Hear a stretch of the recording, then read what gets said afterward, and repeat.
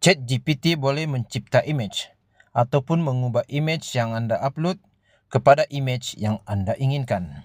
Sebagai contoh, anda typekan maklumat-maklumat image yang anda inginkan dan ChatGPT akan mencipta image berdasarkan kepada maklumat yang anda berikan.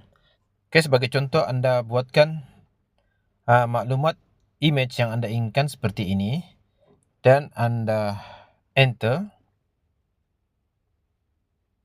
Okey, ini adalah hasil yang dicipta oleh ChatGPT berdasarkan maklumat yang anda berikan.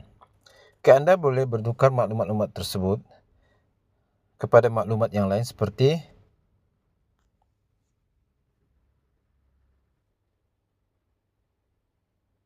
okey guys, inilah hasil apabila anda menukar maklumat yang diberikan kepada ChatGPT.